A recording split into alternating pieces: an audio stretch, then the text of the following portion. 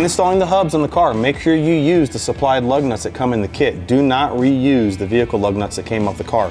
The taper of the lug nut hole is specific to our lug nuts.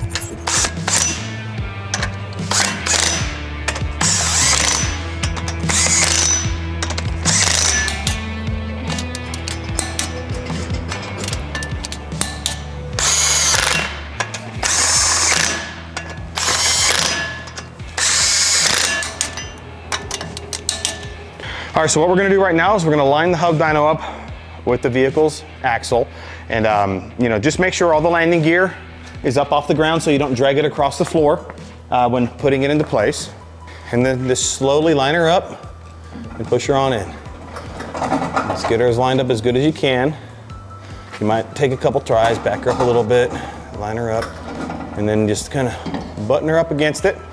And then we'll start setting and putting the screws in it to lock it down. Now, as you can see, when we try to line it up with the car, sometimes it wants to roll back when you let it go because maybe your floor is not quite level. A little tip for here, just drop the landing gear closest to you. That'll keep it from moving on you, and then you can go through putting all the bolts into place and getting it hooked up. All right, now that we have the hub up against the vehicle's hub, we're gonna go ahead and install the M14 by 1.5 bolts. This is gonna lock the hub dyno into the hub that's been bolted to the car. You might have to rotate this around to get the bolts, or I'm sorry, the holes lined up. Just get them started. And it's also recommended, if you haven't already, add some anti-seize to these bolts, since we're just going into these aluminum hubs and into these spacers that we have inserted into them. You want to make sure that you don't seize these bad boys up, so just go ahead and drop a little bit of anti-seize on these bolts as you're installing. All right, so now that I've got these pretty much started, we're gonna go ahead and just drive them in, and then we're gonna torque them down to 80 foot-pounds. You're gonna see a little bit of flex in it, and that's okay. That's just, everything's starting to line up. The taper in these hubs are pretty much, they'll force fit themselves. You're not going to ruin them by any means.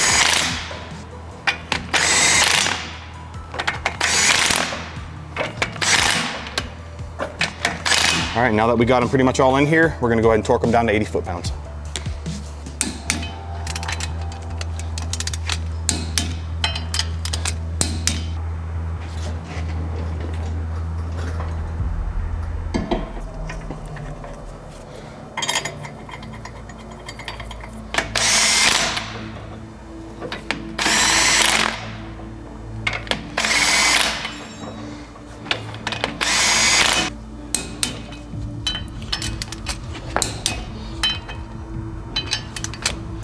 When setting this up, you're gonna wanna make sure this bearing is as straight as possible. You don't want the hub to be too cockeyed, so just try to get it as straight as possible. If not, you're gonna wanna make sure you move the hub into place so where it lines it up.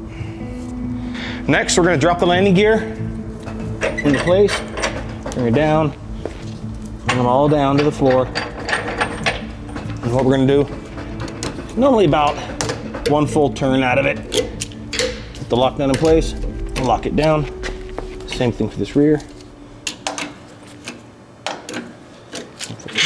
Lock nut down.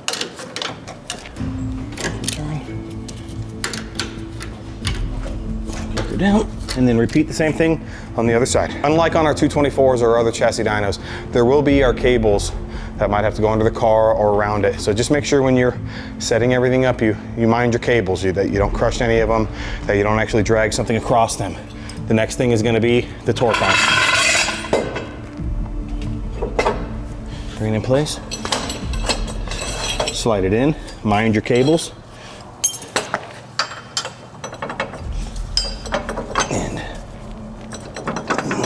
give me a tight fit. All right, we drop the pin. Put the cotter pin on it. You're all set.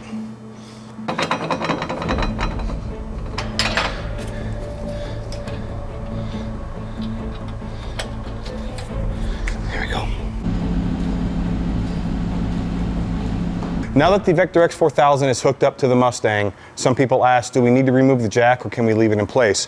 Personally, I think that you need to let the vehicle settle into place onto the Vector X4000, let the suspension settle and go into its natural state. You can leave the jack underneath the car, but what I like to do is just go ahead and bring it down enough to where the vehicle's settling in its place, jack is still under the car for safety, you're good to go. Now, we'll need to roll the vehicle out and we can start setting up for our first test. All right, so now that the vehicle's hooked up, we're gonna go ahead and get our software open, and we're gonna go through our initial setup and our first rollout with the hub dyno to make sure all the sensors and everything are online before you start doing your dyno tests. We have our power core open. We're gonna go ahead and open up WinPEP 8 Dyno Control. And this is a template that Dynojet can provide to you. It's gonna have your engine RPM, speed 1, speed 2, your load control duty cycle from each hub, as well as the cell torque from each hub, and then our acceleration rates. These are all just great gauges to have when you're monitoring this stuff in real time when you're making your dyno runs. From here, we're gonna start the car up and we're just gonna roll it out and make sure that we have our speed come online, and we're gonna make sure that load control duty cycle 1 and 2, that they respond because they've been plugged in and we all have power.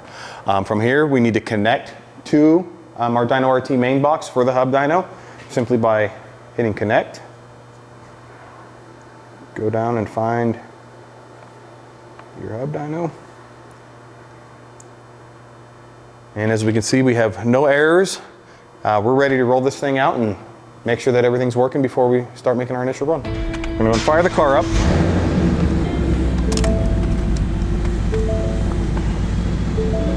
You're gonna wanna make sure traction control and any other type of anti-brake system or whatnot device that's on the vehicle is disabled, so both axles will spin. And right here, we're just gonna roll her out. And we can get out of the vehicle, nothing's gonna happen, but I like to go around and I'll just double check the hubs and make sure everything is rolling and doing what it's supposed to do. So we're gonna go to the passenger side, let's take a look. All right, all looks good there. Anchors are down, all tight, bars down, hubs look good. Same thing with this side. Anchors all look good. Bars in place, hubs look good. We have a speed reading from drum 1 and drum 2. Our minimum duty cycle is set to 10%. We can see that that's online. It's producing a little bit of cell torque, which we still need to go through a cell torque calibration for that number to be accurate. But as of right now, the dyno is fitted and we're ready to start making runs and get our initial setup and run file information in the software. So we can go ahead and kill the car. From here, let's go ahead and hook up our inductive and treat it as if we would do a normal dyno run. We're gonna get RPM connected to the vehicle, and on this Mustang, we're gonna go ahead and disable a couple of the other anti-lock braking system features that it has by unplugging one of the plugs that are under the hood here. Okay. By unplugging this plug on anything 2015 and newer for a Mustang will effectively disable all of its ABS and traction control system, so you don't have a problem dynoing the vehicle. You have two options of measuring RPM. You can use the supplied inductives. This will be our primary. This particular inductive would go around a signal wire to the coil. We also have a secondary that can go around a plug wire, or on our hub dynos, as well as our 224X, XLC, and 4-wheel drive models, we can also measure your RPM but via gear ratio. So if you cannot get a good stable RPM signal from the engine, we can actually measure it right at the wheel as well at the hub dyno. We're gonna go ahead and connect this right here to this coil on the white wire. Now that we have the inductive hookup, we're gonna just go ahead and double check to make sure we have a clean and stable RPM signal from the car. I'm going to fire it up. And as you can see on the gauge, we now have a clean RPM signal. And that's what will be used to reference for RPM as well as torque for the car.